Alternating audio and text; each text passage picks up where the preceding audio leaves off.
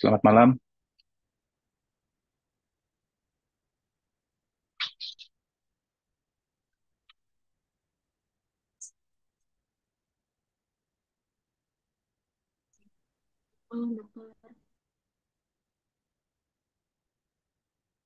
Kita mulai saja atau menunggu? Baik dok, selamat malam. 2 menit lagi kita akan mulai dokter. Terima kasih. 10 menit lagi ya. Oke, baik.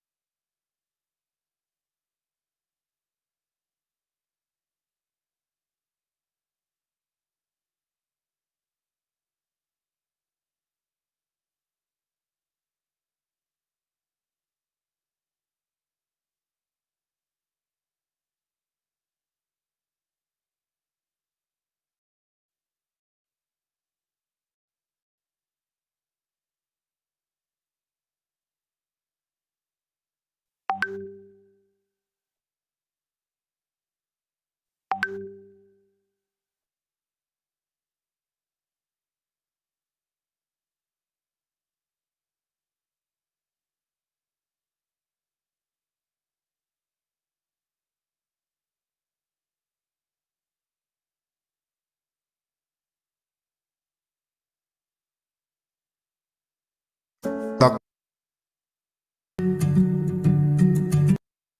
tak pernah terbayang sebelumnya bahwa di atas Bukit Belo ini akan berdiri sebuah rumah sakit.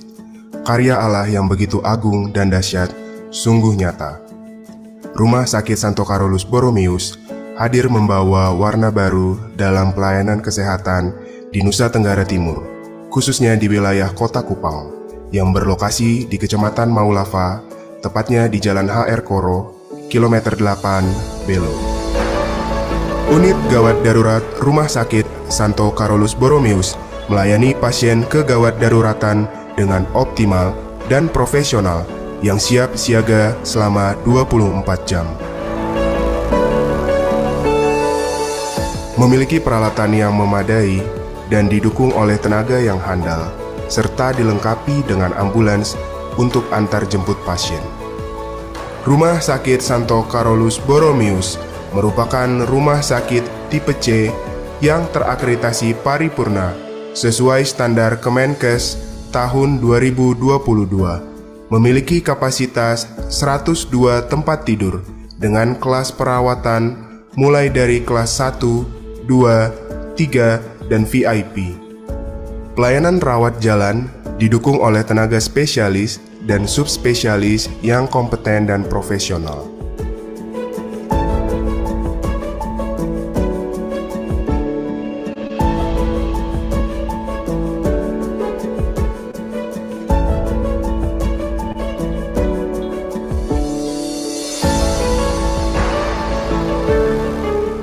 Seiring dengan perkembangan zaman dan kebutuhan masyarakat akan pelayanan kesehatan, Rumah Sakit Santo Carolus Borromeus terus berinovasi, mengembangkan pelayanan sesuai dengan kebutuhan masyarakat.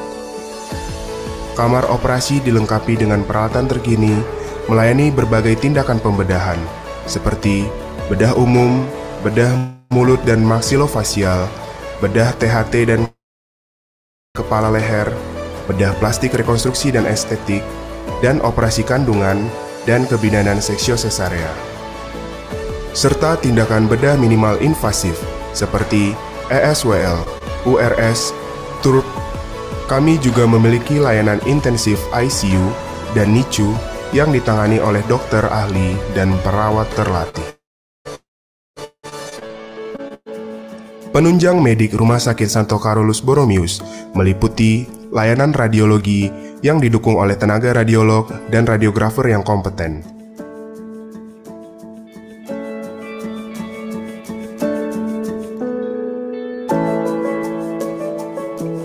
Selain itu, layanan kami juga dilengkapi unit farmasi serta unit laboratorium 24 jam.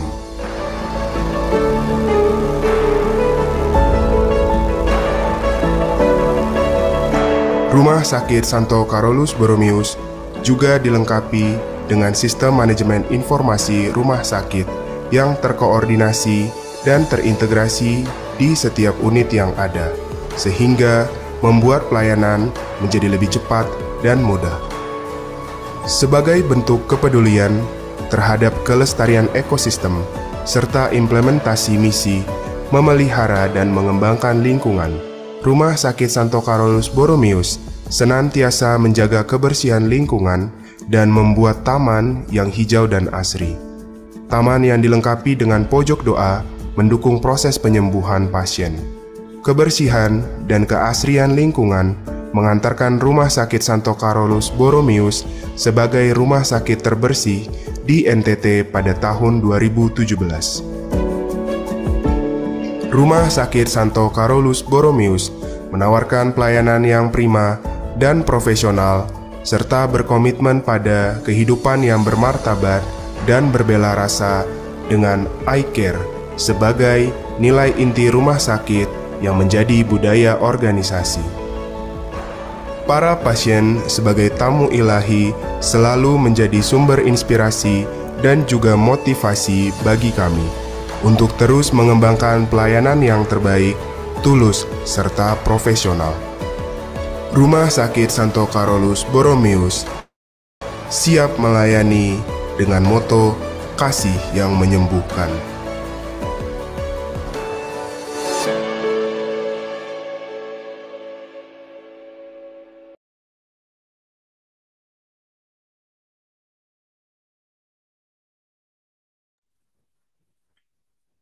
Shalom, Sofi, Assalamualaikum warahmatullahi wabarakatuh. Om Swastiastu, Namo Buddhaya, salam kebajikan. Salam sehat untuk kita semua dan selamat malam. Saya ucapkan selamat datang dan bergabung dalam acara webinar awam Rumah Sakit Santo Carolus Borromeus tentang batu ginjal dan saluran kemih. Bersama saya, Gilbert Yesaya, akan memandu acara kita yang berlangsung pada malam hari ini. Yang kami hormati, Direktur Rumah Sakit Santo Carolus Borromeus, Dr. Arianti Yusnita, para dokter, serta seluruh peserta yang hadir pada webinar kita pada malam hari ini. Sekali lagi saya ucapkan selamat datang dan bergabung dalam acara webinar awam Rumah Sakit Santo Carolus Borromeus tentang batu ginjal dan saluran kemih. Untuk itu, kita akan membuka acara kita pada malam hari ini dengan doa. Kepada petugas doa kami silakan.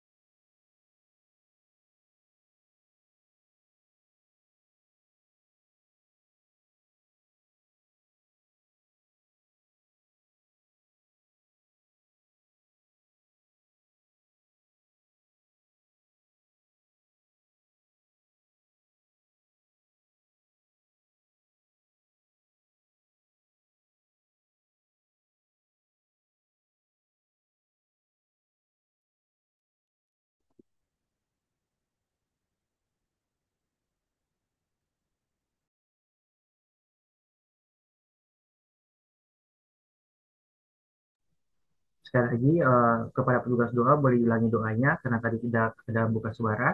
Boleh di unmute dulu videonya dan juga suaranya. Selamat malam. Sebelum memulai kegiatan kami pada malam hari ini, marilah kita menyiapkan hati kita untuk berdoa dan izinkanlah saya berdoa secara Katolik. Dalam nama Bapa, Putra, dan Roh Kudus. Amin. Allah Bapa di surga, puji dan syukur kami aturkan kehadirat-Mu atas berkat dan kasih setiamu yang senantiasa menyertai kami. Tuhan, saat ini kami akan memulai kegiatan kami. Semoga apa yang akan kami terima dapat bermanfaat dalam kehidupan kami dan dalam tugas dan pelayanan kami. Namamu kami puji kini dan sepanjang masa. Amin. Dalam nama Bapa, Putra, dan Roh Kudus. Amin.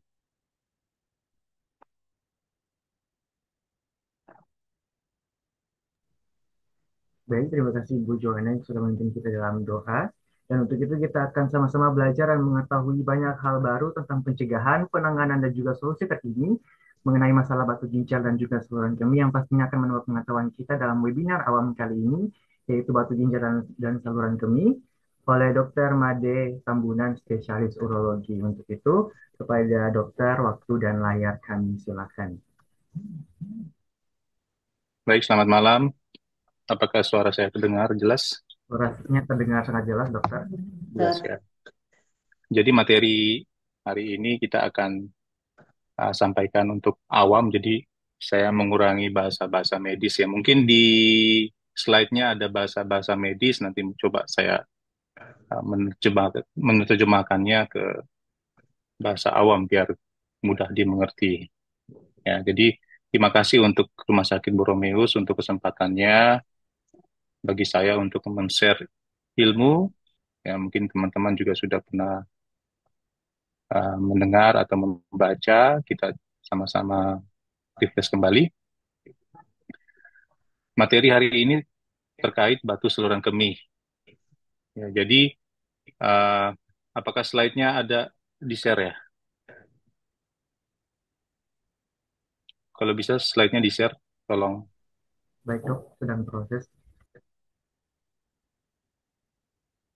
Baik, jadi sebenarnya kasus batu saluran kemih itu merupakan kasus terbanyak di bidang urologi. Jadi kalau dibandingkan dengan kasus urologi yang lain, batu saluran kemih ini adalah kasus yang paling banyak.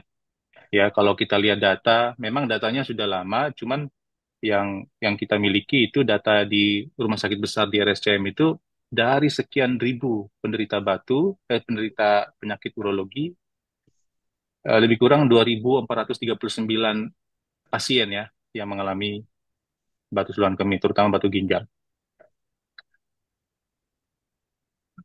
Next slide. Bisa di slideshow itu.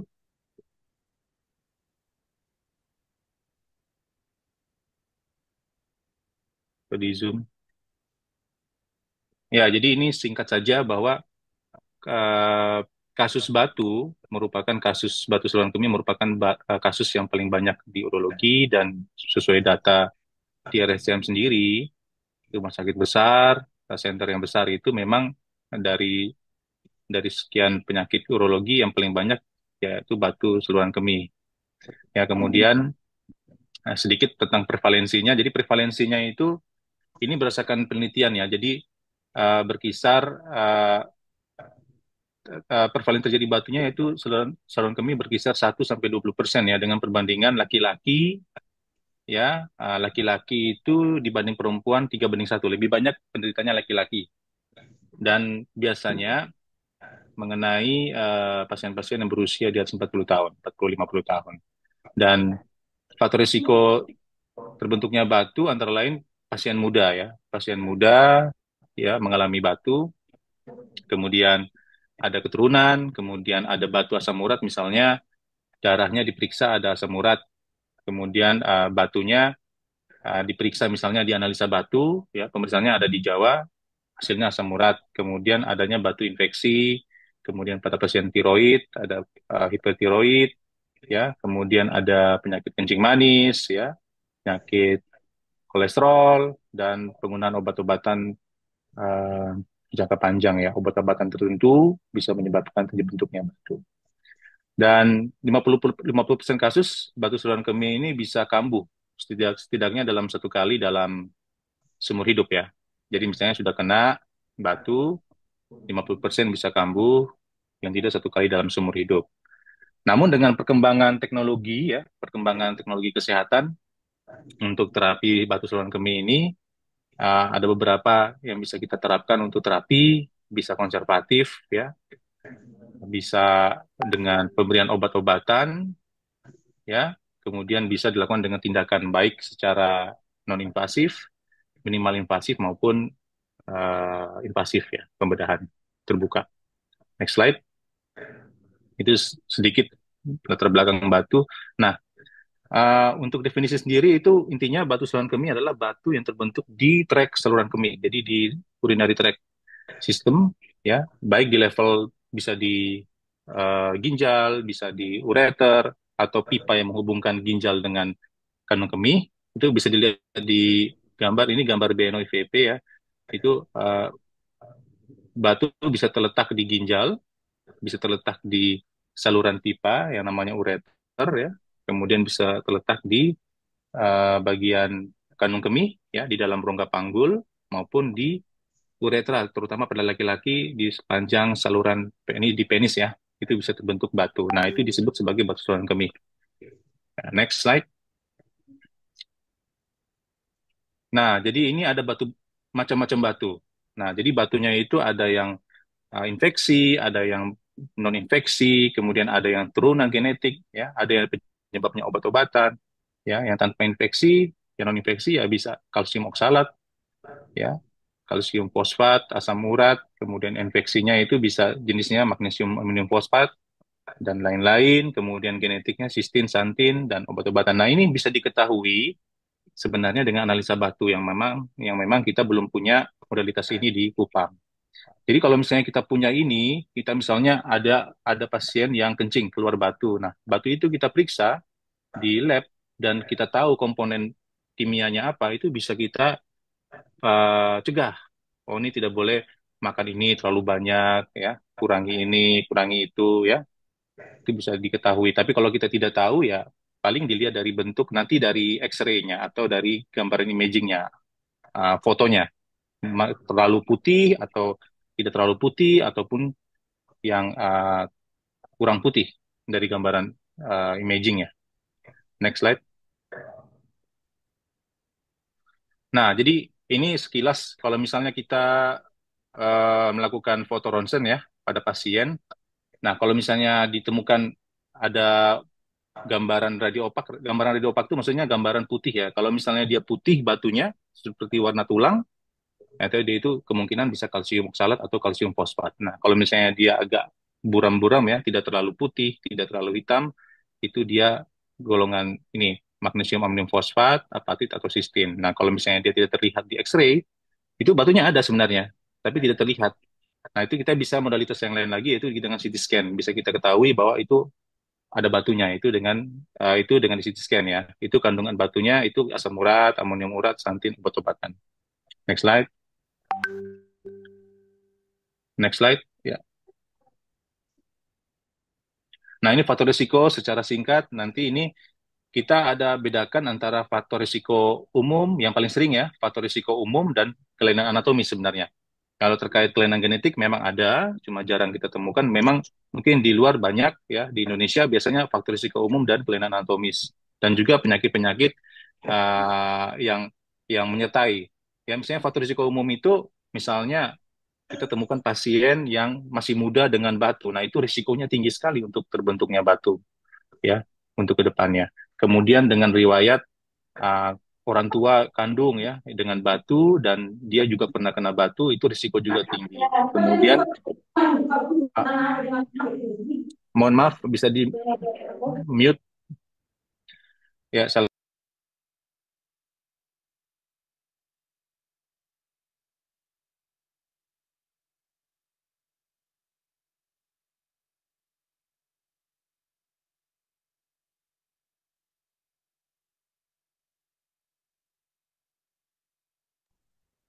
Halo, suara saya masih terdengar?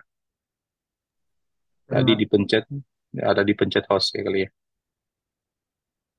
Ya, jadi untuk faktor risiko umum satu lagi yaitu batu infeksi dan single kidney. Jadi pasien-pasien yang misalnya terlahir dengan satu ginjal yang baru ketahuan pas akhir-akhir diperiksa dan nyeri, wah batu ginjalnya cuma satu. Nah, itu risiko untuk terbentuk batu karena satu ginjal mengcover seluruh tubuh. Ya, jadi memang risiko terbentuk batunya lebih tinggi.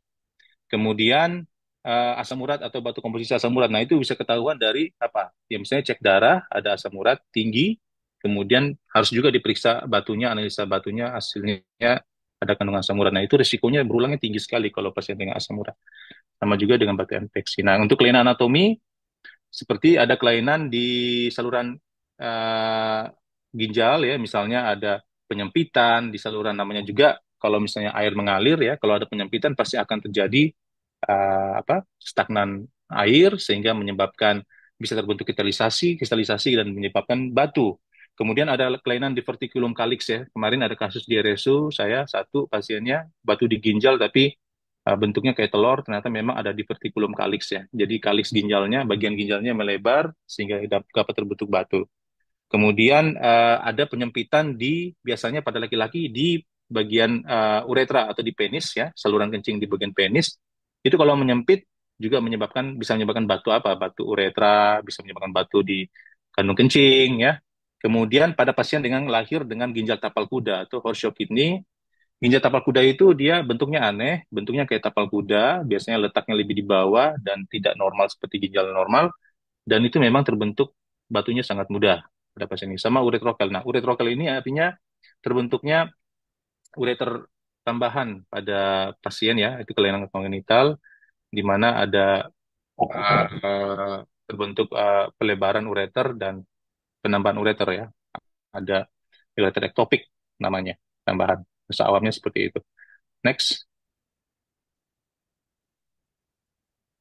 Ya, jadi ini ada pasien-pasien ya. Kalau kalau misalnya pasien datang, kita bisa menanyakan ya sebagai uh, tenaga medis ya, kita menanyakan tentang gejalanya. Ada yang tidak pakai gejala ya, tapi ditemukan pemeriksaan ada batu. Kemudian ada yang ada gejala yang jelas yang gejala klasik yaitu nyeri pinggang ya, nyeri pinggang yang kolik. Ya, nyeri pinggang ada dua, nyeri pinggang kolik dan nyeri pinggang yang tidak kolik. Nah, yang kolik ini biasanya hilang timbul dia. Dia letaknya di flank, di belakang ya, di pinggang kanan kiri. Biasanya ginjal yang kanan lebih rendah daripada ginjal yang kiri. Biasanya lebih letaknya nyerinya lebih tinggi yang kiri. Itu dia nyerinya hilang timbul, ya, hilang timbul. Kadang ada, kadang hilang. Kemudian disertai dengan mual muntah, ya, terkait dengan saluran cerna. Kalau kolik ya, dan kemudian ada nyeri kencing, ada kencing berdarah, kemudian bisa menyebabkan tersumbat karena batunya menyumbat saluran dan juga bisa menyebabkan tidak keluarnya urin karena tersumbat saluran kencing oleh batu. Kemudian uh, juga ada hal-hal lain yang yang ditemukan pada pasiennya kalau misalnya sudah infeksi ya, bisa demam ya, kemudian bisa juga pada apa tanda-tanda gagal ginjal, bengkak segala dan lain-lain. Dan bisa ditanyakan juga penyakit penyakit sebelumnya apa? Ada penyakit ya metabolik, misalnya kencing manis, ada riwayat lipid apa profil lipid yang tidak normal, misalnya dalam pengobatan kolesterol, kemudian riwayat pola makannya, misalnya tinggi garam, ya, tinggi gula, tinggi asupan kalsium, ya, kemudian minum minuman, misalnya minum dari air tanah ya, yang tinggi kapur, dari sumur, dari ledeng, kemudian makan makanan yang tinggi purin, misalnya daging merah, kemudian seafood seperti selain ikan ya, seperti cumi udang kepiting, kemudian makan sayur hijau yang terlalu sering, kemudian kacang-kacangan yang terlalu sering. Jadi semua yang terlalu sering-sering tidak baik. Sebenarnya sebenarnya semuanya bisa dimakan, cuman jangan sering-sering dan jangan kuantitasnya yang banyak. Kemudian riwayat pengobatan, ya, bisa menyebabkan batu tuh bisa penyakit. Misalnya pasien HIV bisa menggunakan biasanya menggunakan obat virus ya, antivirus itu bisa menyebabkan batu dalam penggunaan jangka panjang. Kemudian ada obat-obatan yang lain, misalnya vitamin C, vitamin D ya, itu suplemen ya. Kemudian pemberian obat kalsium atau obat kemoterapi juga bisa menyebabkan terbentuknya batu. Next. Nah, ini next slide. Nah, ini saya mau menggambarkan secara mudah ya. Kalau misalnya kita, kembali lagi. Ya, ini bisa dilihat di sini bahwa letaknya batu itu menentukan gejalanya. Jadi, kalau misalnya dia letaknya di atas, ya, misalnya di ginjal, biasanya dia bukan colic pain, ya. Jadi, kalau misalnya dia letaknya di ginjal, ya, itu pelvic, ada tulisan pelvic stone, ya, atau tulicalic stone, itu di bagian ginjal, ya. Kalau misalnya ada batu di ginjal, ya, itu biasanya nyerinya bukan kolik, tapi nyerinya itu biasanya tumpul, ya. Dia tidak hilang timbul. Tapi kalau misalnya batunya di ureter, itu ada saluran yang menghubungkan ginjal dengan kandung kemih, itu kan dia mau turun tuh selalu.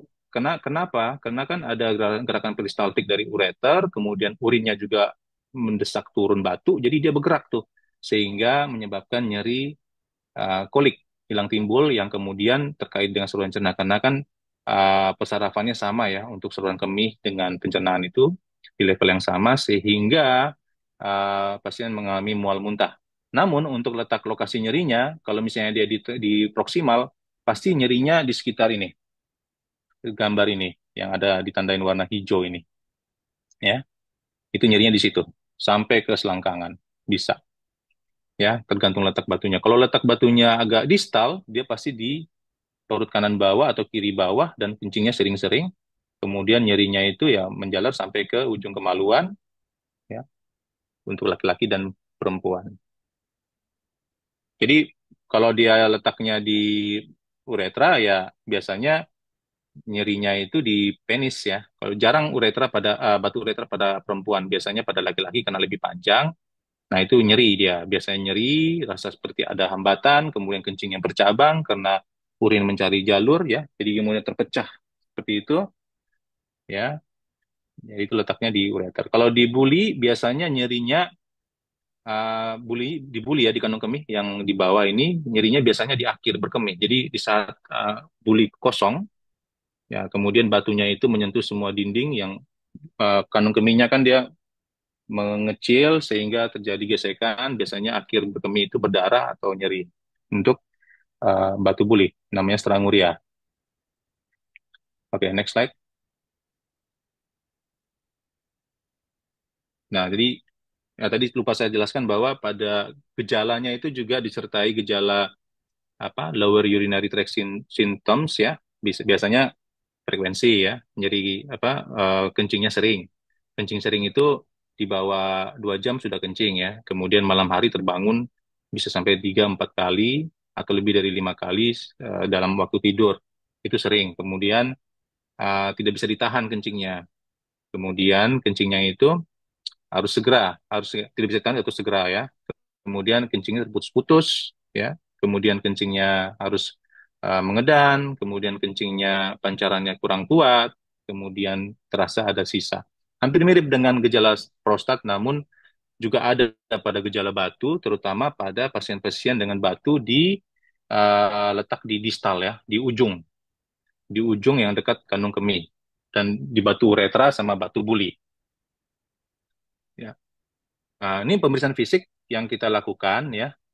Jadi kalau pemeriksaan fisik ini tergantung ya. Jadi kalau misalnya untuk batu, kita tahu kan batu saluran kemih kan di ginjal, ureter, di kandung kemih. Jadi kita periksa di situ, kita bisa mengetok eh, bagian dari pinggang, apakah nyeri apa tidak, ada benjolan apa tidak, ada massa apa tidak ya, benjolan atau massa.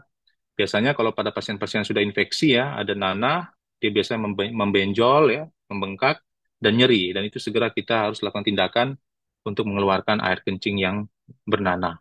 Kalau tidak, nanti pasien mengalami infeksi yang berat.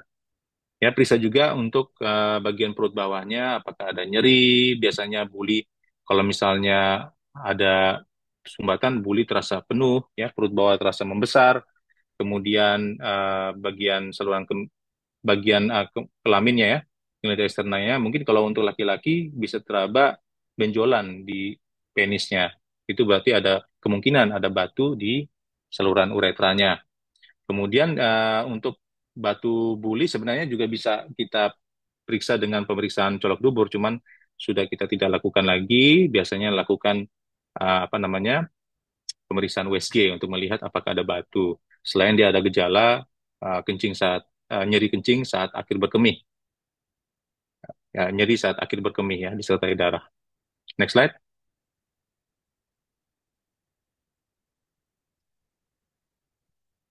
Next. Ya, jadi pemeriksaannya kita bisa periksa untuk pemeriksaan air kencing, kita periksa urinnya ya, kita lihat apakah ada kandungan darah di sana, infeksi sel darah putih, bisa kita lihat apakah ada kristal di situ. Namun dari urin tidak bisa kita tegakkan ini batu, harus kita maju ke pemeriksaan apa? Selain pemeriksaan lab, kita juga harus maju ke pemeriksaan imaging, baik USG, foto polos perut maupun CT scan. Next, ya next ya, next aja. Jadi ini perlu kita periksa ya. Jadi periksa air kencing, periksa fungsi ginjal ya. Urin kreatinin diperiksa apakah ada peningkatan. Ya, kalau ada peningkatan berarti ada penurunan fungsi ginjal untuk urin kreatininnya. Ya, kemudian kita bisa, kalau misalnya kita mau operasi ya kita harus periksa faktor pembekuan darahnya ya, PT-PTT. Next, next slide.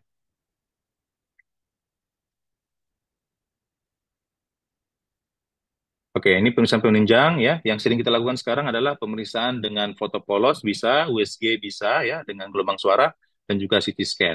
MRI jarang, biasanya untuk ibu hamil karena untuk mencegah radiasi. Next. Nah, ini USG seperti ini bisa dilihat, mungkin kurang kurang paham untuk USG. Nah, kita lihat di sini USG-nya gambarannya itu bengkak tuh ginjalnya, ya. Yang sebelah gambar sebelah eh, kiri itu USG-nya itu gambarannya bengkak tuh, bengkak. Kemudian apa namanya ada batu, ya, ada batu di kiri. Kemudian ada di kanan juga dilihat ada batu di saluran kemih tuh, ya. Eh Yang sebelah kanan itu batu, gambarannya itu lihat nih ada seperti gambaran apa bayangan hitam di bawah batu. Biasanya kalau dengan USG ada pantulan ya, pantulan. Kalau yang sebelah sini, yang sebelah kiri kurang begitu jelas, tapi ini batu ya gambarannya. Nah, kalau dengan USG kita bilang gambarannya eh hiperekoik ya, hiperekoik. Jadi ini lebih putih gambarannya. Dan biasanya ada bayangan hitam di bawah batunya. Kalau yang sebelah kanan lebih jelas nih, ada bayangan hitam di bawah batunya itu terpantul gelombang suaranya sehingga ada bayangan hitam. Namanya posterior acoustic shadow. Nah, dan kemudian ini kalau yang sebelah gambar itu lagi, ya itu ada gambar apa namanya foto polos. Bisa lihat tuh ada batu buli di kandung kemih. Nanti kita pastikan lagi dengan pemeriksaan USG yang seperti sebelah kiri ini. Next slide.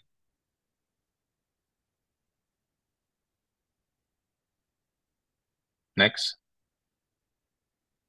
Ya, nah ini next lagi. Ya, balik lagi dulu, balik IVP. Ini IVP sebelumnya, nah, slide sebelumnya. Nah, ini IVP sudah kita tinggalkan juga karena sudah ada CT scan. Dulu kita masukin kontras ya, intravenous pilografi untuk melihat batu. Jadi polos dulu, lihat batu, kemudian masukin kontras untuk melihat apakah ada pembengkakan apa tidak, ya. Tapi sudah tinggalkan, kalau memang ada CT scan sama USG, kita pakai itu dibandingkan, ya CT scan sih sebenarnya. Ini pengganti CT scan, tapi sudah ditinggalkan karena ada CT scan. Next slide. Nah, ini CT scan-nya, contoh CT scan, ada gambaran batu ya. Lihat di situ ada gambar putih di ginjal ya. Itu kemudian MRI yang jarang digunakan kalau butuh pasien hamil. Next slide.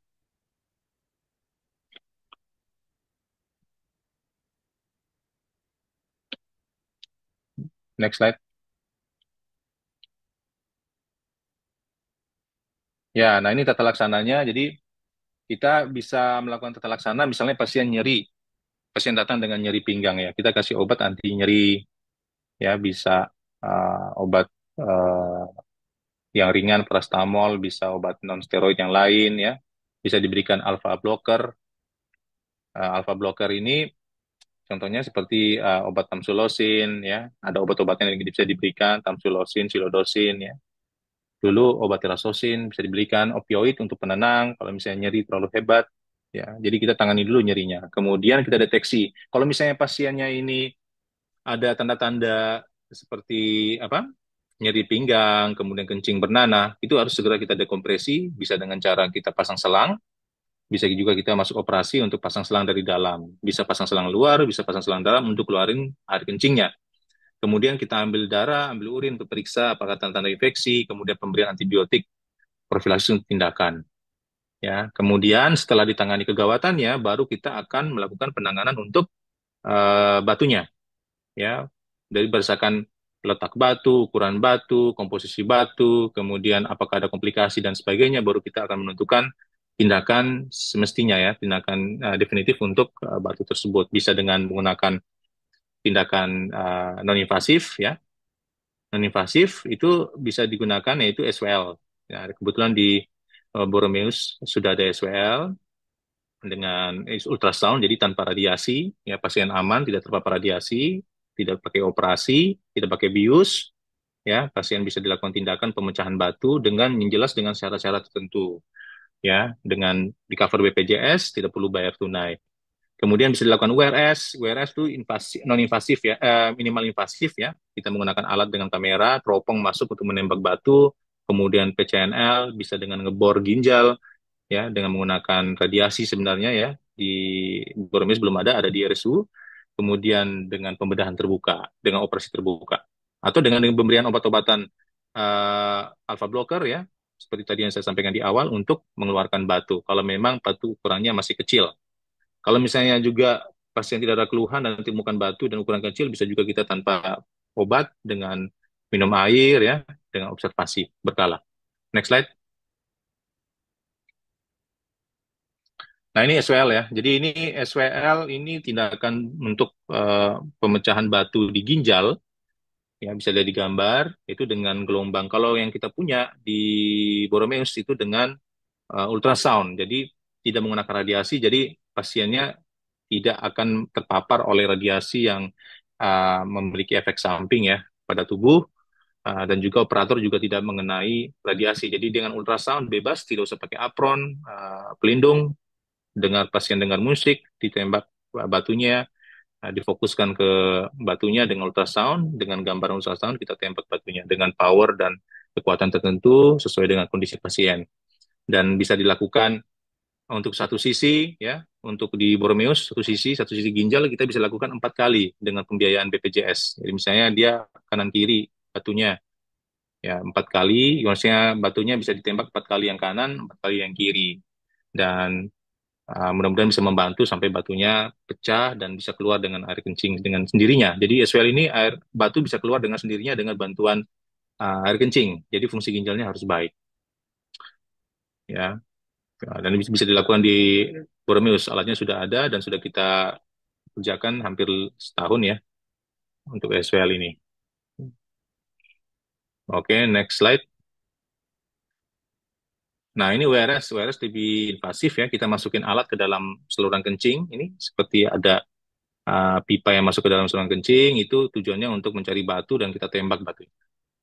Ya, dihancurin dan dikeluarkan. Kemudian ini ada alat-alat yang untuk mengeluarkan batu. Ya, next slide.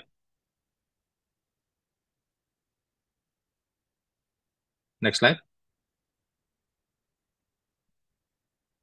Nah, ini kita bor ginjal ya, bahasa awamnya bor ginjal. Kalau batunya terlalu besar, kita tidak bisa laser dari bawah, ya. Kita bor ginjal dari pinggang. Jadi masukin alat bor, kita lebarin alat bornya sampai sebesar batu, kita hancurin batunya, kita keluarin batunya. Dan memang ini lebih invasif ya, karena kita ngebor ginjal ya. Tapi kalau batunya besar sekali harus dibor. Kalau enggak, nanti kalau misalnya kita laser, batunya akan pecah sedikit, ya, bisa menyumbat lagi. Kalau dengan bor bisa menghabiskan batu dengan sekali tindakan, maksimal 2 tindakan ya. Kalau batunya besar sekali sampai memenuhi ginjal. Ya, next slide.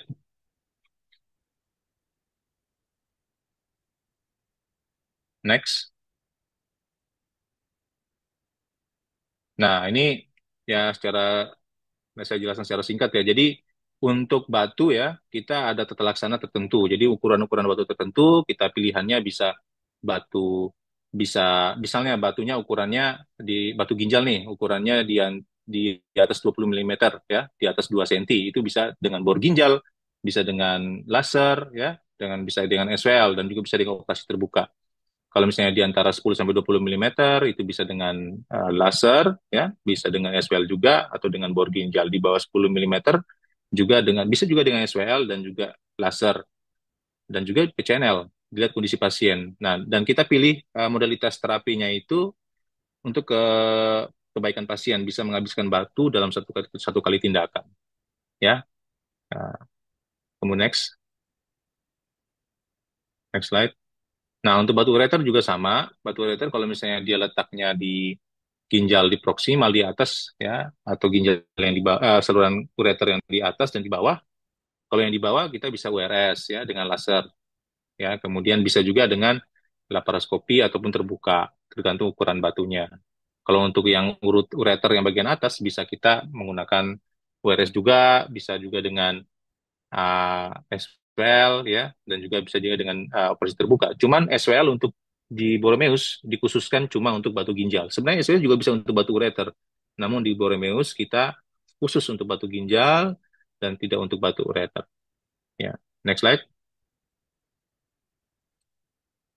Nah, untuk batu boli ya bisa dengan laser, kita bisa hancurin batunya, atau bisa dengan operasi terbuka, tergantung ukuran batunya. Ya, kalau batunya lebih besar ya sudah kita terbuka biar cepat. Tapi kalau pasien tidak mau, kita bisa laser, tapi waktunya lebih lama. Kita hancurin batunya jadi kecil-kecil, kita keluarin. Ya, Nah, next slide.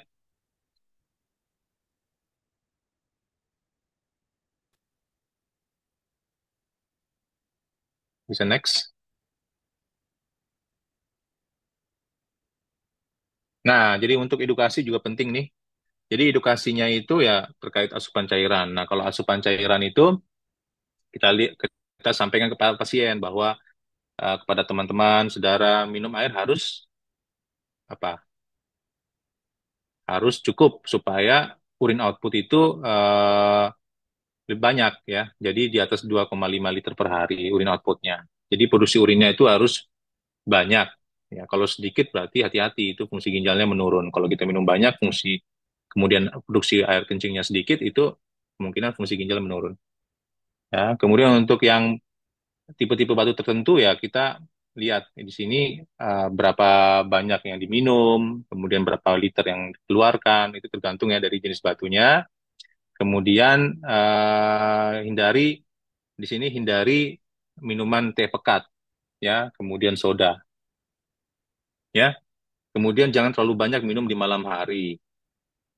Jadi intinya hindari teh pekat, hindari soda, jangan terlalu banyak minum malam hari ya. Jadi kemudian malam hari itu minimal 1 kali. Kemudian makanan yang diberikan juga ya jangan tinggi sodium atau tinggi garam. Ya, kemudian proteinnya juga dibatasi sekitar 0,8 sampai 1 gram per kilogram berat badan per hari. Dia tinggi seratnya itu ya lemon, lime, jeruk dan perbanyak makan sayur dan buah, terutama yang hipositrat ya. Diet kalsium juga secukupnya, diet rendah oksalat, kemudian diet rendah purin itu pada makanan yang daging merah ya, kacang-kacangan, kemudian sayur sayur hijau ya, kemudian eh, seafood dikurangi selain ikan, kemudian gaya hidup olahraga, kemudian kurangi berat body body mass indexnya ya biar tidak terbentuk batu dengan mudah, kemudian kontrol gula darahnya. Next slide. Nah, ini kita harus follow up ya. Jadi pemeriksaan urin dilakukan, kemudian gejala klinisnya ditanyakan, kemudian pemeriksaan darah boleh untuk melihat apakah ada efek samping dari pengobatan, ya, dari pemberian obat-obatan. Kemudian analisa batu sangat diperlukan, cuman di sini kita belum punya, hanya di Jawa. Kemudian kita monitor terus pasien dengan pemeriksaan imaging, ya, bisa dengan USG, bisa dengan CT scan untuk follow up pasca terapi, baik secara konservatif, baik secara pemberian obat, baik secara operasi yang non invasif, invasif, minimal invasif dan invasif. Dan Di Boromeus kita sendiri sudah ada alat SWL, sudah alat-alat endouro ya, URS bisa kita lakukan, lithotripsy batu buli sudah bisa kita lakukan, URS batu ureter sudah bisa kita lakukan, SWL batu ginjal sudah kita bisa lakukan di Boromeus dan di cover oleh BPJS. Jadi kalau misalnya ada pasien yang butuh penanganan bisa dikirim ke Boromeus.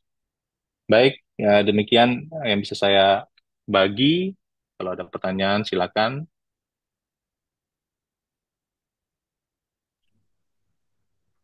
Baik dok, terima kasih untuk pemaparan materinya dan untuk itu sampai juga mempersiapkan waktu juga untuk para peserta yang akan memberikan pertanyaan juga sudah banyak di kolom chat.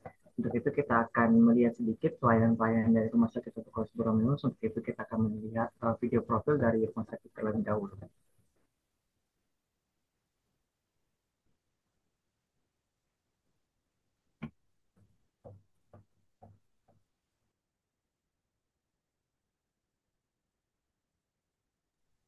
Dan juga saya informasikan juga untuk para peserta jangan lupa untuk mengisi daftar hadir karena pengundian door prize akan dilakukan pada daftar hadir juga dari peserta-peserta yang hadir pada malam hari ini. Itu jangan lupa untuk peserta mengisi daftar hadir yang ada dan kami juga menginformasikan juga untuk peserta yang hanya peserta yang mengisi daftar hadir yang mendapatkan sertifikat webinar kita pada malam hari ini.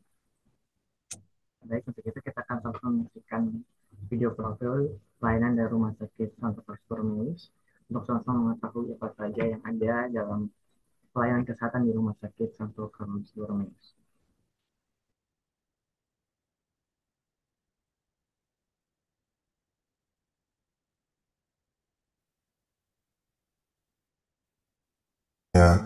Bahwa di atas Bukit Belo ini akan berdiri sebuah rumah sakit.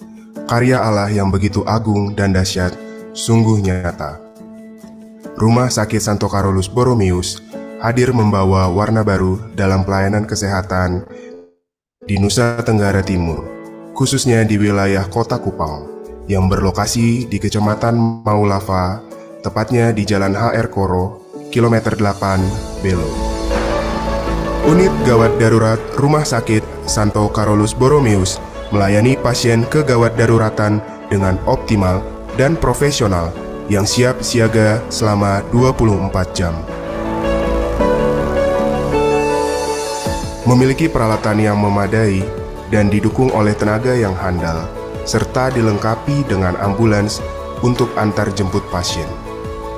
Rumah Sakit Santo Carolus Boromeus merupakan rumah sakit tipe C yang terakreditasi paripurna sesuai standar Kemenkes tahun 2022, memiliki kapasitas 102 tempat tidur dengan kelas perawatan mulai dari kelas 1, 2, 3, dan VIP.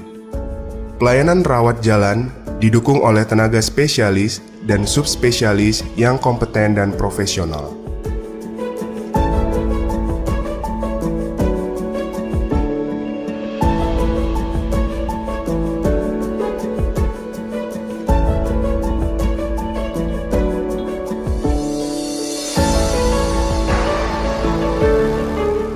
Seiring dengan perkembangan zaman dan kebutuhan masyarakat akan pelayanan kesehatan, Rumah Sakit Santo Carolus Boromeus terus berinovasi mengembangkan pelayanan sesuai dengan kebutuhan masyarakat. Kamar operasi dilengkapi dengan peralatan terkini, melayani berbagai tindakan pembedahan, seperti bedah umum, bedah mulut dan maksilofasial, bedah THT dan kepala leher, bedah plastik rekonstruksi dan estetik, dan operasi kandungan dan kebidanan seksio sesarea, serta tindakan bedah minimal invasif seperti ESWL, URS, TURP. Kami juga memiliki layanan intensif ICU dan NICU yang ditangani oleh dokter ahli dan perawat terlatih. Penunjang medik Rumah Sakit Santo Carolus Boromeus meliputi layanan radiologi yang didukung oleh tenaga radiolog dan radiografer yang kompeten.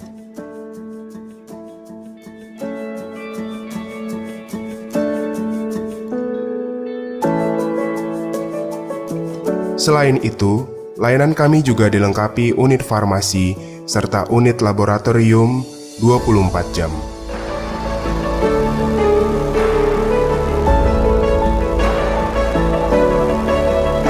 Rumah Sakit Santo Carolus Borromeus juga dilengkapi dengan sistem manajemen informasi rumah sakit yang terkoordinasi dan terintegrasi di setiap unit yang ada, sehingga membuat pelayanan menjadi lebih cepat dan mudah. Sebagai bentuk kepedulian terhadap kelestarian ekosistem serta implementasi misi memelihara dan mengembangkan lingkungan, Rumah Sakit Santo Carolus Borromeus senantiasa menjaga kebersihan lingkungan dan membuat taman yang hijau dan asri. Taman yang dilengkapi dengan pojok doa mendukung proses penyembuhan pasien. Kebersihan dan keasrian lingkungan mengantarkan Rumah Sakit Santo Carolus Borromeus sebagai rumah sakit terbersih di NTT pada tahun 2017. Rumah Sakit Santo Carolus Borromeus menawarkan pelayanan yang prima dan profesional, serta berkomitmen pada kehidupan yang bermartabat dan berbela rasa dengan iCare sebagai nilai inti rumah sakit yang menjadi budaya organisasi. Para pasien sebagai tamu ilahi selalu menjadi sumber inspirasi dan juga motivasi bagi kami untuk terus mengembangkan pelayanan yang terbaik, tulus, serta profesional. Rumah Sakit Santo Carolus Borromeus siap melayani dengan moto kasih yang menyembuhkan.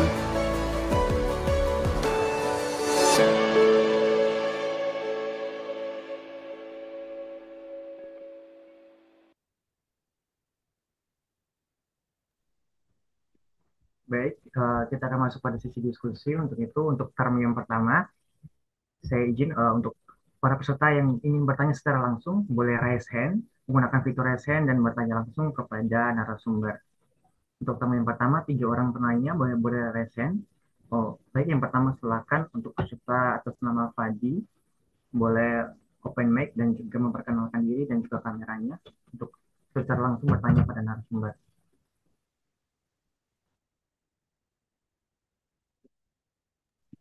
Baik, silakan. Fandi, boleh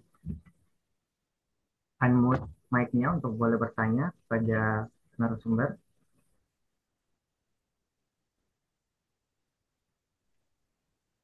Ya, selamat malam Pak Dokter. Izin bertanya. Ya, Ya, selamat malam. ya saya Fandi, saya dari Rote Pak. Saya mau bertanya, ada kasus nih Pak, yang ada teman saya, itu usianya masih 22 tahun. Nah, dalam kasusnya ini, awalnya dia diabetes. Tapi karena dia merasa kayak biasa saja, nah lama-lama tuh ternyata daya tahan tubuh menurun dan pas pemeriksaan katanya dia divonis tuh ginjal, batu ginjal seperti itu. Nah, yang menjadi pertanyaan apa hubungan diabetes sama batu ginjal nih Pak sampai dia dikatakan gitu. Tapi pada saat sebelumnya tuh dia bilangnya tuh kayak sumber-sumber yang dia dengar tuh bilang karena dia sharing apa namanya tahan kencing seperti itu. Nah, apakah itu mitos atau fakta hubungan sharing dia tahan kencing dengan batu ginjal yang dia alami? Oke, terima kasih Pak Dokter. Itu. Baik, terima kasih. Saya langsung jawab ya, Pandi. Pandi di Rote ya, Perkantas Rote. Ini pelayanan di Rote ya. Oke, Pandi, suara saya terdengar jelas? Terima kasih untuk pertanyaannya. Apakah suara saya jelas? Terdengar dengan jelas, dokter. Oke, jadi pertanyaannya, pasien usia 22 tahun, laki-laki perempuan, Pandi? Temannya laki-laki atau perempuan? Laki-laki. Dia dengan DM, memang sudah dengan DM, maksudnya sudah didiagnosa kencing manis atau perglikemia sesaat, peningkatan gula sesaat. Oke, sudah kencing manis, sudah dengan terapi ya berarti. Sudah berapa lama kencing manisnya?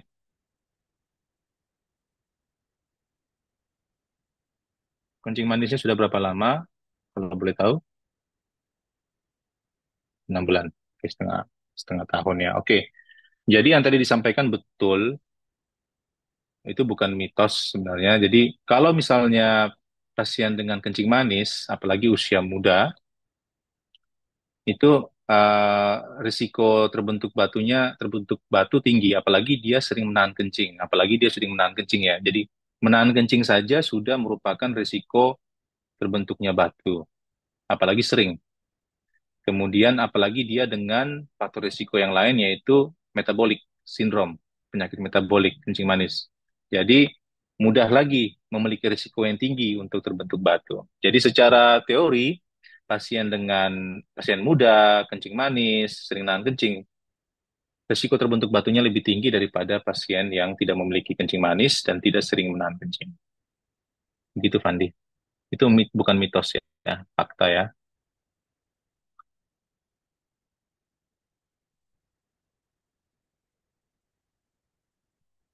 Tadi kan saya sudah jelaskan di materi ya. Jadi pada faktor faktor apa namanya?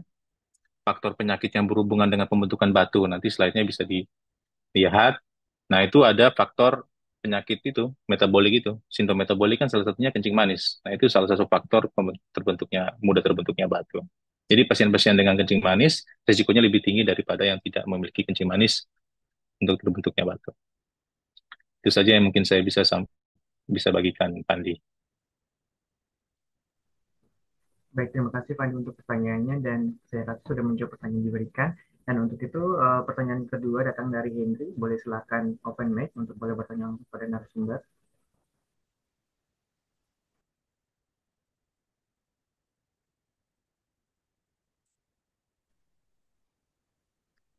Itu mungkin di Halo, ya, oke, selamat silakan malam. Selamat malam, Dok. malam-malam. Kenalkan saya Hendrik dari Maumere. Ya, Eh, Pak Henry. saya penderita batu ginjal dan batu ureter sekitar 10 tahun yang lalu. Sudah punya riwayat SWL berulang dan sempat terpasang di G-stand, Dok. Nah, saya Ya, punya pengalaman.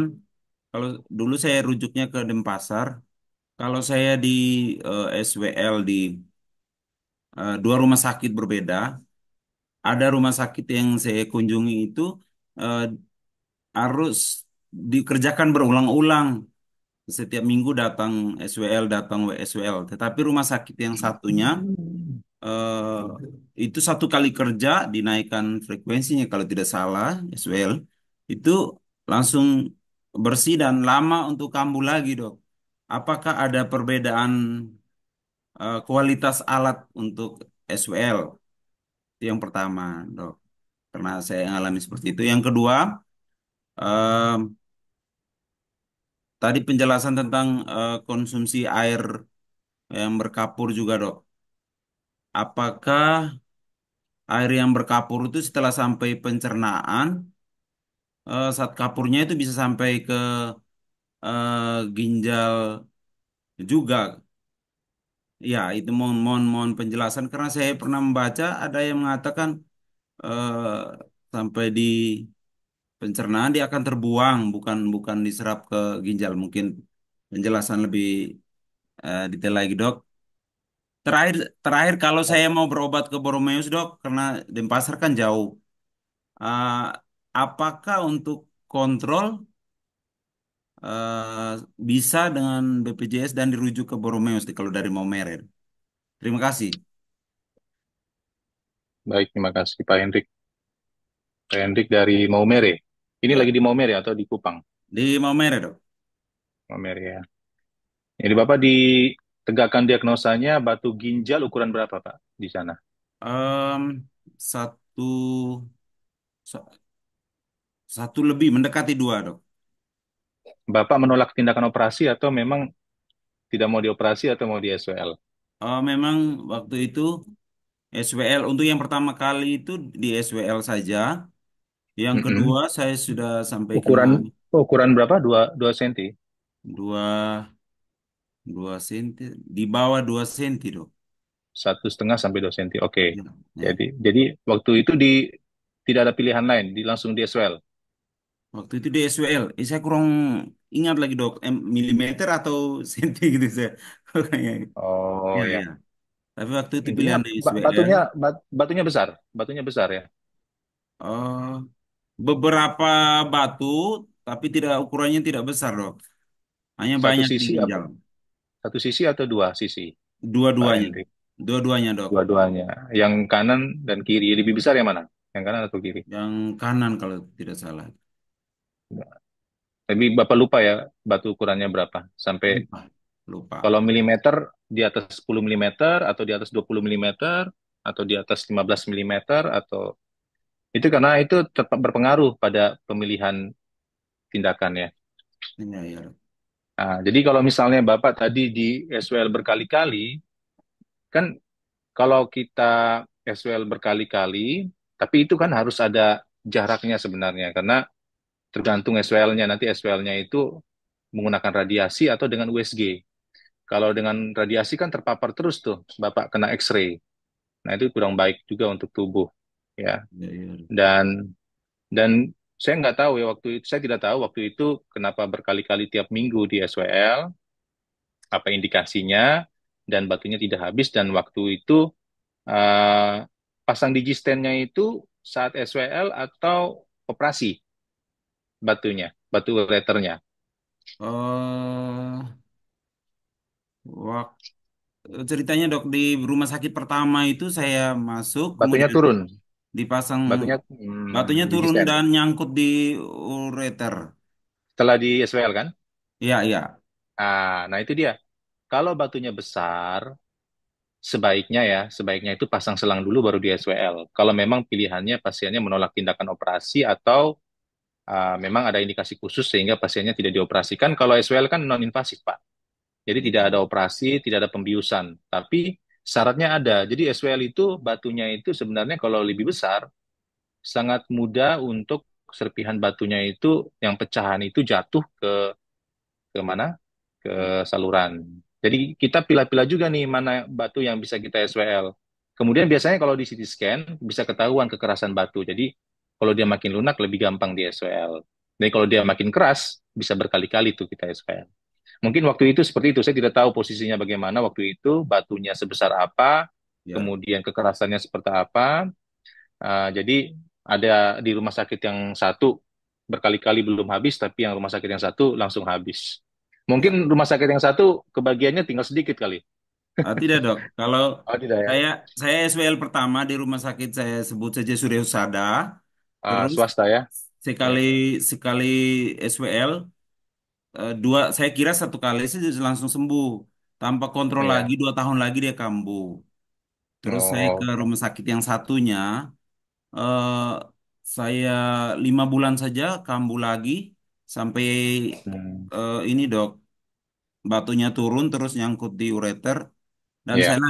saya kembali ke rumah sakit yang pertama dan itu sampai sekarang tidak pernah SWL Itu lagi lagi. karena saya mendapat penjelasan karena batu saya asam urat jadi saya Bisa kontrol muncul. Ya. kontrol diet dan rutin Betul. ininya Oh gitu. di analisa batu Pak. Iya, iya, Dok. Dilakukan analisa batu di sana. Iya, dan Diambil batunya, batunya diperiksa. batu asam urat, Dok. Oke, berarti Ya. batunya mudah kambuh tuh Pak kalau asam urat. Jadi bisa rekurensinya tinggi. Kan tadi saya disampaikan kalau batu asam urat itu merupakan faktor umum terbentuknya batu lagi. Jadi kalau orang dengan asam urat tinggi dianalisa, wah bersyukur Bapak dianalisa batu ketahuan asam urat berarti bisa mengendalikan pola makan Iya, iya, ya Dok. untuk ya. Jadi itu seperti itu. Nah kemudian eh, terkait dengan air kapur itu sebenarnya begini, kita minum air yang tinggi kapur ya atau dalam artian ini kalsium. Nah, tinggi kapur itu tiap hari dari air sumur atau air ledeng, kemudian walaupun kita sudah masak, disaring masih ada kandungan kapurnya. Nah, itu kalau diminum memang akan ada yang terbuang dari saluran cerna itu ke feses, tapi ada yang juga terserap. Jadi ada yang terserap yang mana nanti akan difiltrasi filtrasi di ginjal, akhirnya terbentuk apa namanya endapan-endapan di ginjal, ya endapan-endapan di ginjal yang bisa menyebabkan terbentuknya batu. Itu secara mudahnya seperti itu. Jadi tidak semua terbuang di feses ya, dibuang air besar, tapi bisa ada yang terserap. Jadi tapi dengan penggunaan air yang tinggi kapur itu yang terus-menerus Pak, tiap hari. tiap hari, tiap hari, tiap hari, tiap hari, ya itu akan mudah terbentuk batu.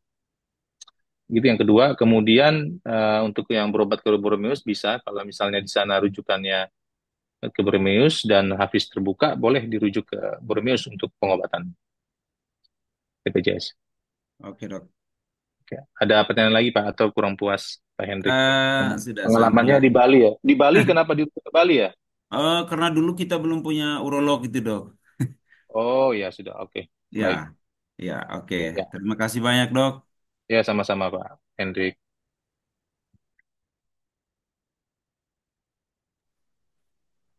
Baik, terima kasih Pak Endi. Dan tentunya sudah menjawab pertanyaan yang diberikan. Dan saya lihat banyak sekali pertanyaan juga di kolom komentar nih dok. Dan mungkin kita batasi saja dok, Ya, ada waktu juga. Dan untuk boleh itu boleh. kita akan melihat pertanyaan dok. Mungkin yang saya pilih di sini ada pertanyaan terkait dengan SWL di sini dok. Apa peran dan efektivitas terapi SWL dalam menghancurkan batu ginjal besar atau keras dibandingkan dengan prosedur endoskopi seperti ureteroskopi atau neotropomi percutaneous. Yang mana ya ini soal? Yang pertanyaan dari Fakhan terkait dengan apa peran keesokan terapi SWL nih dok dengan prosedur endoskopi. Oh ini yang mana ya? Saya tidak ketemu ya soal pertanyaannya Nih, dok. di chat ya. Di chat dok. Yang mana ya? Saya mau dapet ya. Nama siapa yang bertanya? Fakri, Alfa. Fakri paling bawah yang tadi kirim nih dok. Pertanyaan apa Oh, peran oh ini Farhan ya. Dari Farhan ya. ya dok. Apa peran dan keefektifan terapi SWL ya dalam menghancurkan batu ginjal besar atau keras dibandingkan dengan prosedur endoskopi seperti ureteroskopi atau ini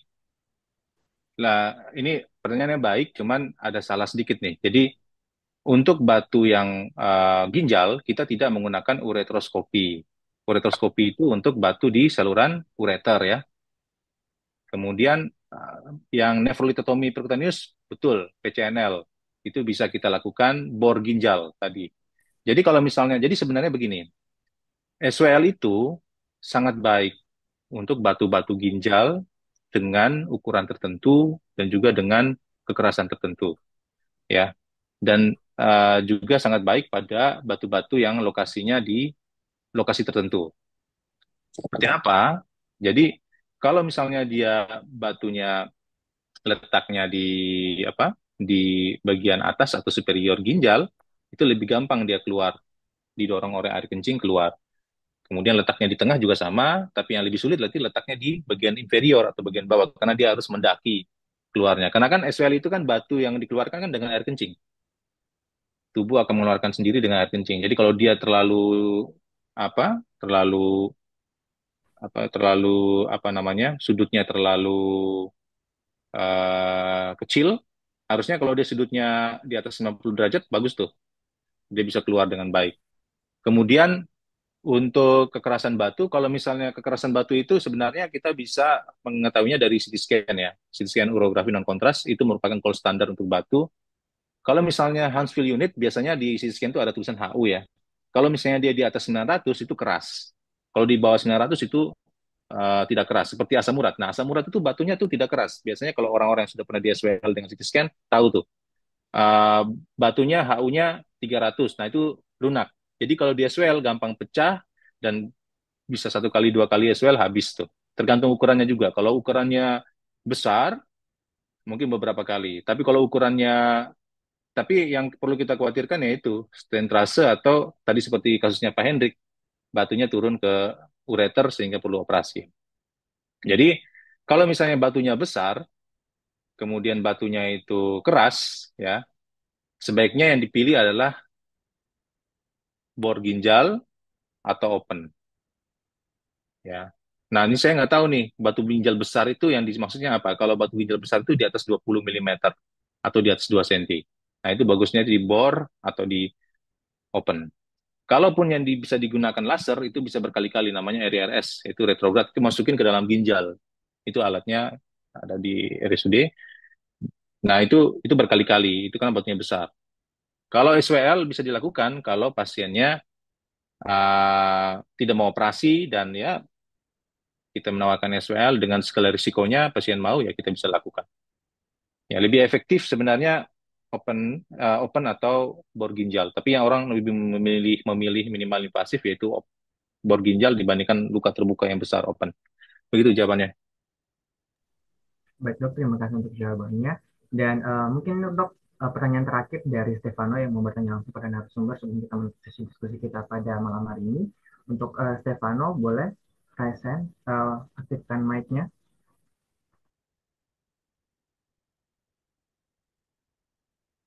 Oh, pertanyaan dibatasi ya? Oke dok, Oh ya. langsung juga boleh. Stefano, apakah masih hadir dalam meeting ini? Boleh untuk open mic atau mungkin sambil menunggu, boleh dokter silakan untuk open mic untuk langsung bertanya pada dokter Made. Dokter Yusni boleh? Ya, silakan Dokter Yusni.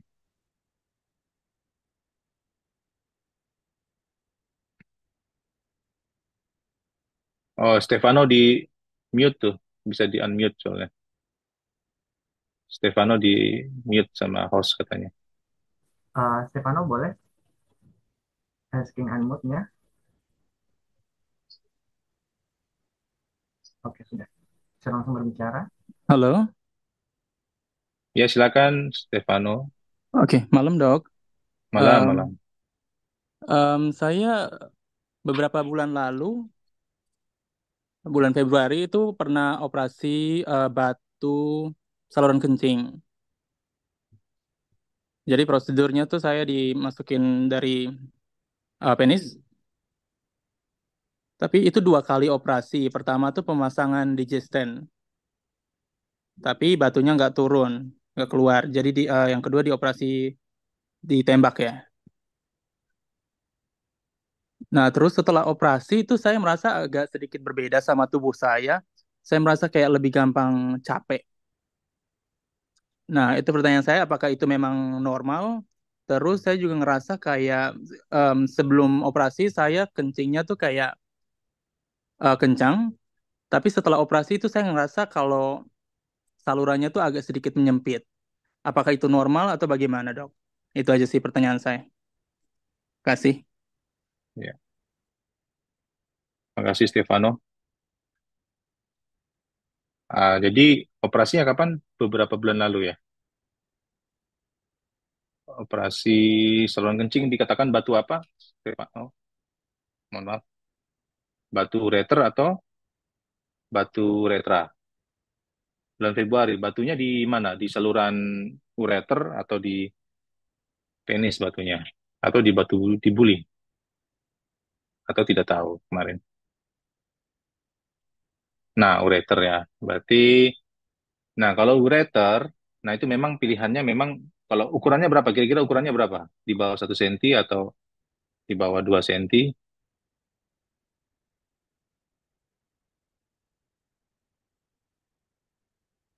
Nah, kalau batu ureter itu ya 5 mili ya. Kalau 5 mili tidak terlalu besar, mungkin ada penyempitan di ureternya, jadi akibatnya batunya sumbat di situ yang batu dari ginjal turun. Nah, itu pilihannya memang dilakukan URS litotripsi atau laser tripsi. Jadi kita teropong, terus kita tembak batunya.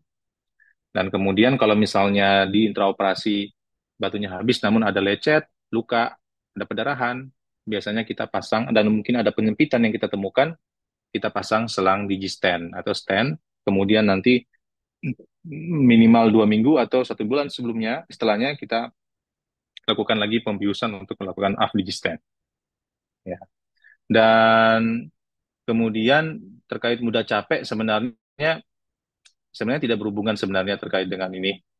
Jadi kalau misalnya batunya sudah di laser atau ditembak dan habis, kemudian tidak ada batu lagi ya, kemungkinan tidak akan ada nyeri lagi di bagian pinggang atau perut. Kemudian kencingnya tidak nyeri lagi, tidak berdarah. Tapi kalau misalnya untuk terkait mudah capek, mungkin bisa juga terkait mungkin ada mengalami infeksi atau eh, asupan kurang ya. Jadi untuk berhubungan apa terkait dengan operasi untuk batu itu sangat jauh ya. Apalagi kalau batunya sudah habis. Harus dicari tahu tuh, mungkin capeknya kenapa? Ada penyakit yang lain nggak? Kemudian pasca operasi, nah pancarannya melemah atau mungkin kurang baik. Nah bisa saja tindakan endoskopi atau tindakan uretroskopi itu kan kita melewati saluran, apalagi laki-laki melewati saluran uretra di penis tuh. Biasanya bisa terjadi trauma ya. Nah, komplikasinya apa? Trauma sehingga terbentuknya namanya striktur ya, striktur atau penyempitan. Nah, itu yang bisa menyebabkan kencingnya menjadi bercabang atau kencingnya pancarannya seperti lidi, kencingnya mengedan, itu bisa jadi komplikasi dari tindakan. Ya, begitu Stefano.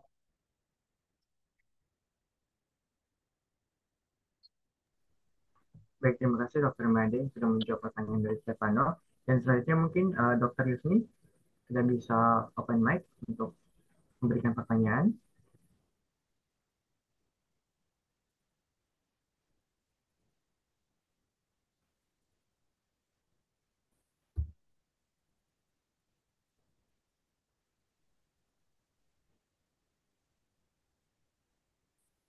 Masih di Baik, mute katanya. sudah. Sudah. Silakan Dr. Yusni. Oke, baik. Terima kasih banyak. Selamat malam, Dokter Made. Luar biasa materinya Malam. semakin jelas untuk kami. Ya, izin bertanya. Malam. Kebetulan kan saya praktek sore ya. Jadi sering sekali pasien-pasien saya yang dengan BSK atau batu saluran kemih maupun batu ginjal itu mendapatkan tata laksana ESWL tuh sampai bahkan bisa belasan sampai 20 kali. Jadi, tapi tidak pernah dilakukan analisis Evaluasi. untuk jenis batunya. Iya, Oh jadi ya. mohon saran seperti ini bagaimana? Mengingat pada saat ini kan kami sedang dalam supervisi oleh teman-teman BPJS, jadi sudah ada pembatasan untuk merujuk pasien ESWL. Maksimal tuh hanya boleh 3 kali rujukan, artinya berarti 3 bulan, berarti 9 bulan aja dok. Nah, mohon saran ini seperti apa ya pasien yang sudah sampai puluhan kali harus ISWL. Ini memang di rumah sakit yang lain sih. Terima kasih. Ya.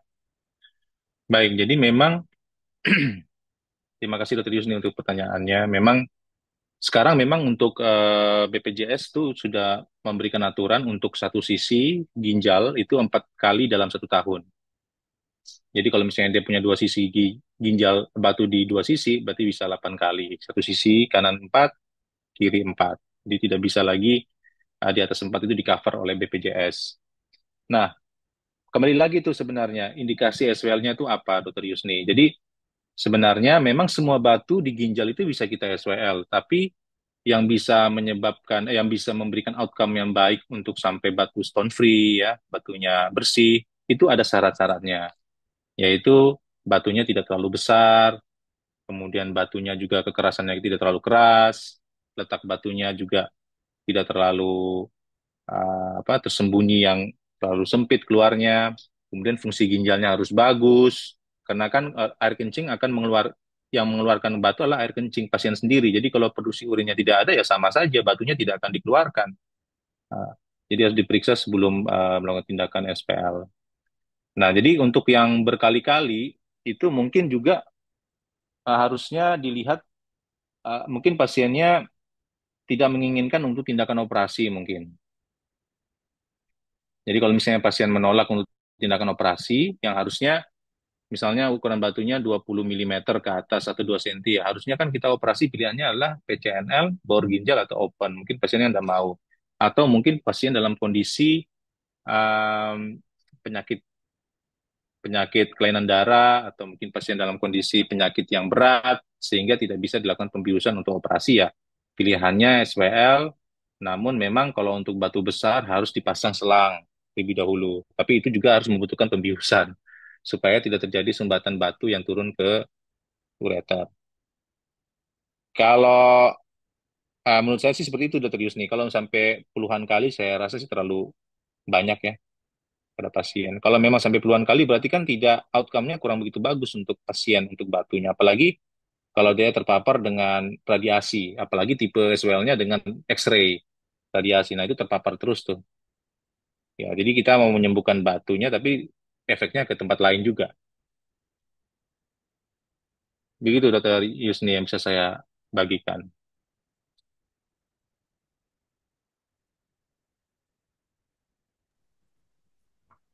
Baik, saya cukup sudah jelas ya untuk disampaikan untuk Dokter Yusni, dan mungkin selanjutnya untuk bertanya langsung kepada Edward, boleh?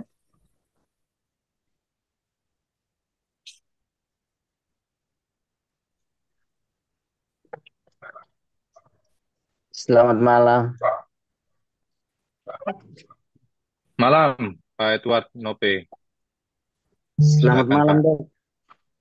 Hmm, Saya tahun lalu bulan Oktober saya sakit masuk rumah sakit, divonis batu ginjal, saya operasi Oktober itu juga pakai laser tidak tembus, Pak. Terus dokter bilang laser lagi itu masuknya itu Februari, laser lagi tidak tembus juga, Pak. Jadi saya tidak tahu bagaimana Ini lagi. ini Bapak batunya di mana Pak? Mohon maaf Pak, Pak Batunya Nope. di saluran, Pak. Di ureter, Ureter. kanan kiri atau satu sisi? Satu sisi kiri. Kiri ya. Nah, di Iya, hasil ada CT scan-nya Pak Nope. ada Pak, ada. Dua Ukuran kali batu, CT scan. ukuran batunya berapa Pak itu? 1,8 Pak. 1,8. Nah, Bapak kenapa nggak ditawarin open? Saya tidak tidak ditawari.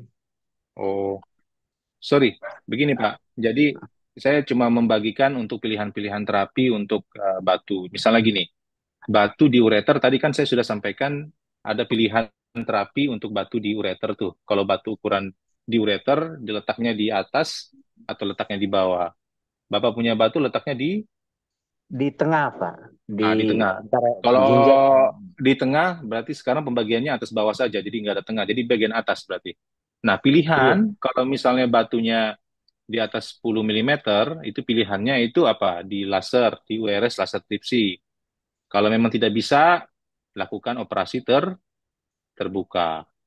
Open ya Pak. Ya, open. Kalau memang sudah 2 kali tidak bisa tembus, ya berarti dengan operasi terbuka. Berarti operasi terbuka memang invasif, tapi bagaimana? Karena kan laser tidak bisa. Begitu. Iya Pak, laser tidak bisa. Sampai suntik Ya, yang kedua itu dokter anestesinya itu suntik 5 kali tidak apa Pak. Tidak terasa. oh, Maksudnya masih terasa terus 5 kali suntik. Jadi belakang ini sakit terus. ya, Panope. Coba nanti ini CT scan terbaru kapan, Panope? Februari Pak. Ya, coba nanti Tahun ini. tahun ini ya. Ya. Oke. Berarti masih ada keluhan ya? Keluhannya di pinggang yang tempat suntik itu sama di pinggang bawah sedikit. Yang ada batunya.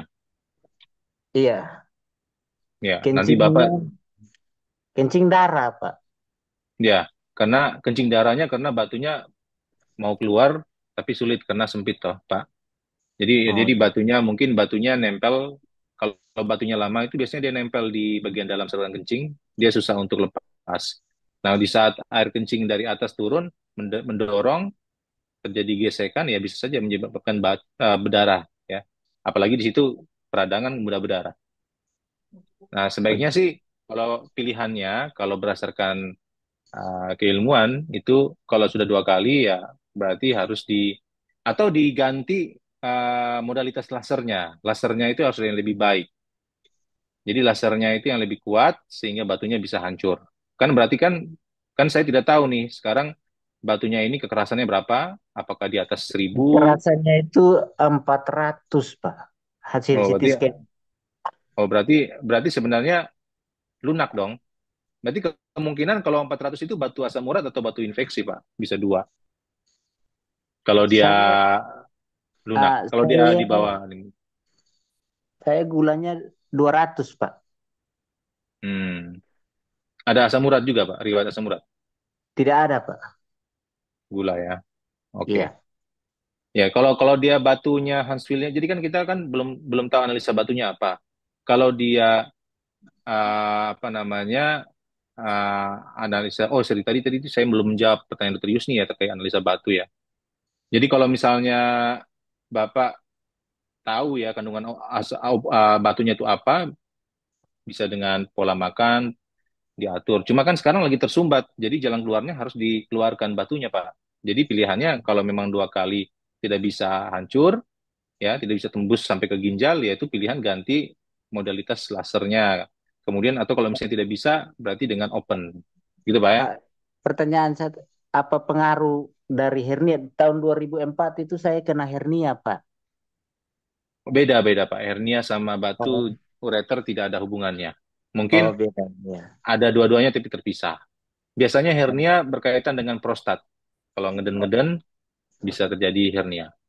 Oh, Gitu iya, Pak iya. Nope. Jadi pilihannya itu ya Pak Nope. Jadi nanti periksakan lagi di evaluasi update kondisi terbaru.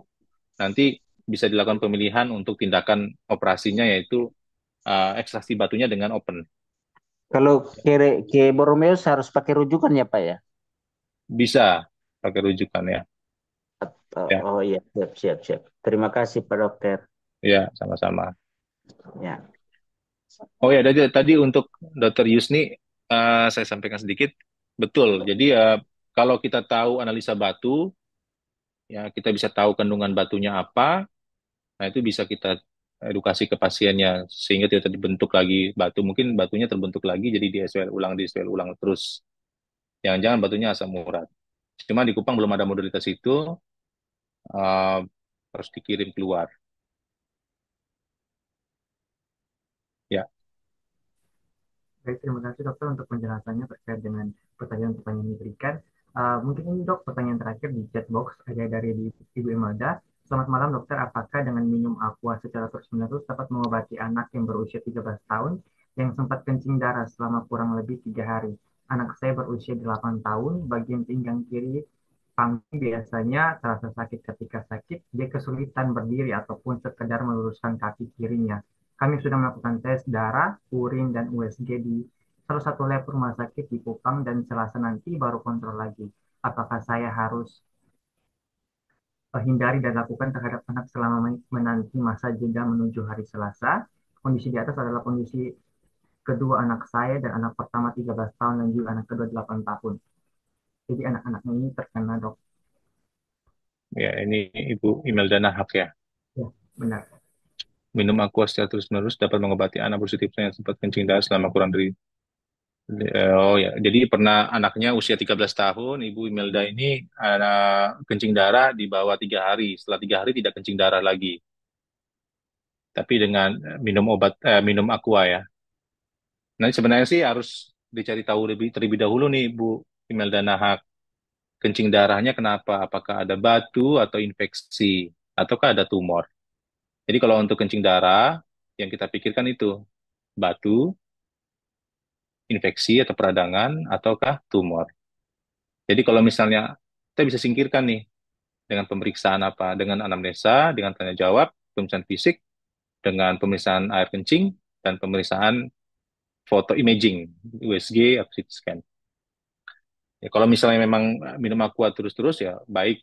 Kalau ada ada kelebihan uang minum aqua tiap hari ya dan kencing darahnya hilang ya mungkin uh, apa namanya ya mungkin kondisinya mungkin mungkin cuma karena kurang minum air kali sebelumnya sehingga kencing berdarah. Kemudian anak usia 8 tahun pinggang kirinya nyeri dan sakit dan sulit berdiri dan sudah dilakukan tes darah, urin, terus dikupas, selesai nanti, oh ya, oke. Ini anaknya ini memang lumpuh atau gimana nih? Kesulitan berdiri soalnya. Di saat sakit baru kesulitan berdiri atau, oh normal ya, sorry, sorry Bu, anaknya normal. Kalau misalnya, nanti kita tunggu hasil USG, ya kalau sudah dilakukan USG di salah satu rumah sakit, ditunggu apakah ada masalah di ginjalnya, apakah ada batu, ya atau yang lain, dan ditunggu hasil darah dan juga urin. Kemudian yang harus dihindari, ya yang sementara untuk menunggu ya diberikan anti nyeri, Bu. Pasti sudah diberikan anti nyeri dari dokternya ya. Diberikan anti nyeri, minum air yang cukup, jangan menahan kencing, ya. Itu saja sih, Ibu Imel dan Nahak. Kalau misalnya kemarin diperiksa ada tanda-tanda infeksi, sudah diberikan obat antibiotik empiris atau tidak, Ibu. Jadi sambil menunggu, jadi intinya anti nyeri, minum air cukup, jangan tahan kencing. Kemudian kalau memang kemarin diperiksa ada tanda infeksi, diberikan antibiotik, dan sambil menunggu hasil pemeriksaan. Biasanya kan kalau ada gejala infeksi, kita kasih antibiotik yang empiris ya, tanpa ada hasil urinnya atau darahnya. Kalau memang sudah jelas pemeriksaan fisik sama anamnesisnya itu ke arah infeksi. Ya, antibiotik. Oke, baik Bu. Konsumsi kalau memang diperiksa waktu itu ada tanda-tanda infeksi. Sambil menunggu ya Bu ya. Kalau yang anak pertama tadi mungkin karena kurang minum, jadi dia berdarah bisa jadi. Atau memang ada batu. Nanti bisa diperiksakan di screening. Baik, Dok. Mungkin ada banyak sekali pertanyaan, Dok, terkait dengan dari apakah dengan mengkonsumsi air putih saja batu ginjal itu bisa hilang, Dok? Ada banyak sekali pertanyaan yang menyimpulkan seperti ini. Apakah benar, Dok?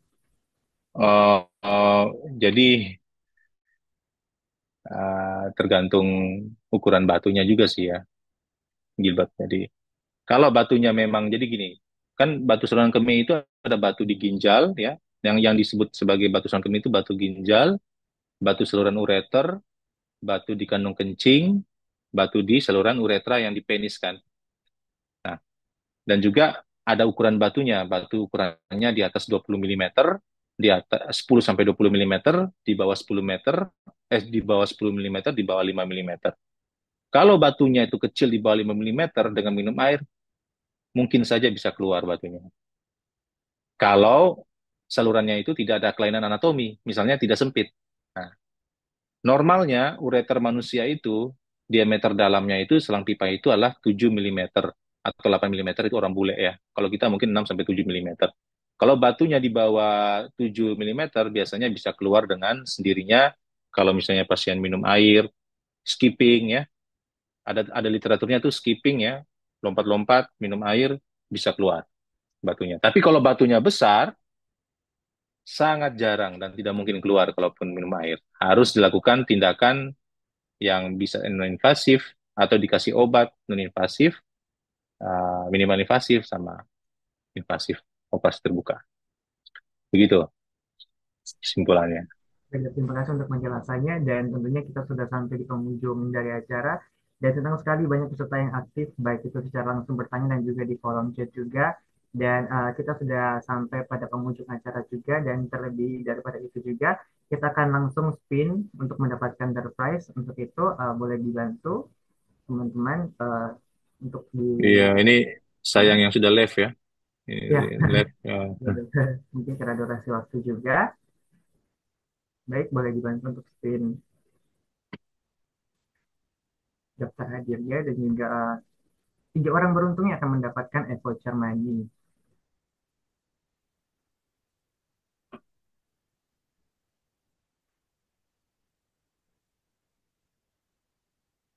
Ya baik, boleh langsung di-share. Ya, nanti kami akan sharekan materinya juga di grup peserta.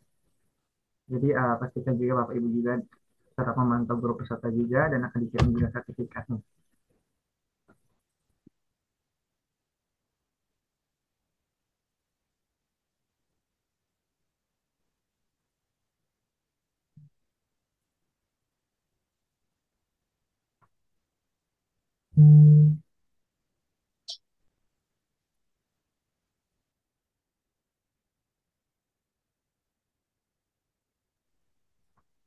Baik, saat ini sedang ada spin untuk peserta pertama yang mendapatkan door prize.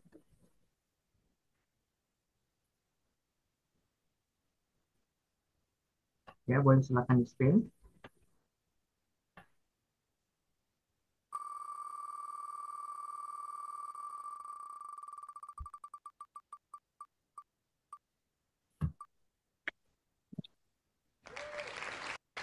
untuk pertanyaan pertama kami kepada Namani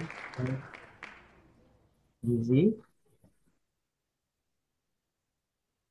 Boleh nanti silakan menghubungi panitia ya untuk mengklaim voucher door prize-nya.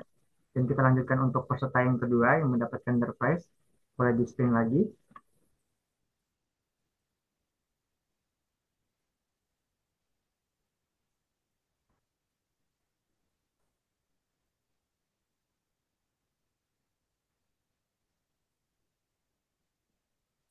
Oke, kita akan mulai spin untuk yang peserta yang kedua yang mendapatkan door prize. Silakan.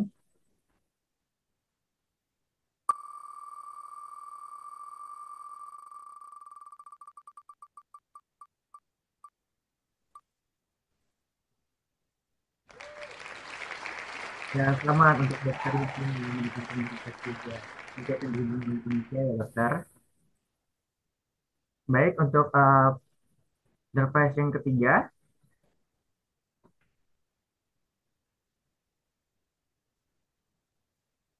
silakan boleh di spin.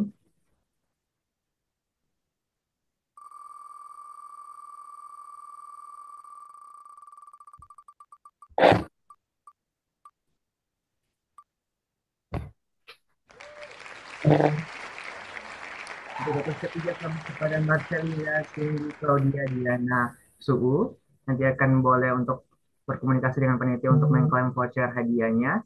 Dan kami juga berterima kasih kepada Dokter Made yang sudah menyempatkan waktunya untuk hadir, bergabung, dan juga bersama dengan kami untuk menambah pengetahuan baru terkait dengan batu ginjal dan juga saluran kemih yang sangat luar biasa dengan ilmu-ilmu dan juga materinya yang sangat memberikan pengetahuan baru terhadap para peserta yang hadir pada malam hari ini dan tentunya kita akan foto bersama untuk itu peserta yang hadir pada malam hari ini boleh open cam kita foto bersama dulu silakan boleh open cam kita foto bersama baik ada 3 slide boleh open cam kita foto bersama terlebih dahulu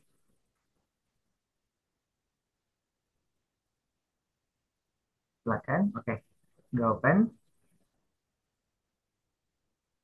baik kita akan foto untuk slide yang pertama dalam hitungan 3, 2, 1. Untuk slide yang kedua, kita akan berfoto. Siap? 3, 2, 1. Untuk slide yang ketiga, kita akan berfoto. Siap? 3, 2, 1. Baik, terima kasih. Dan tentunya kami juga mengucapkan terima kasih pada peserta juga sudah hadir pada malam hari ini yang sudah menyempatkan waktu juga untuk hadir dari awal hingga berakhirnya acara kita pada malam hari ini. Demikian rangkaian acara webinar awam Rumah Sakit Santo Carolus Borromeus tentang batu ginjal dan juga saluran kemih. Kami ucapkan terima kasih atas kehadiran dan partisipasi Bapak-Bapak saudara semua yang hadir pada webinar awam kita pada malam hari ini. Ayo mulai langkah kecil untuk kesehatan ginjal yang lebih baik. Saya Gilbert dan saya pamit undur diri dari hadapan Anda. Terima kasih, salam sehat, dan sampai jumpa di webinar awam lainnya. Terima kasih. Terima kasih semuanya, semoga bermanfaat. Terima kasih untuk waktunya sudah bergabung Ya. dalam webinar.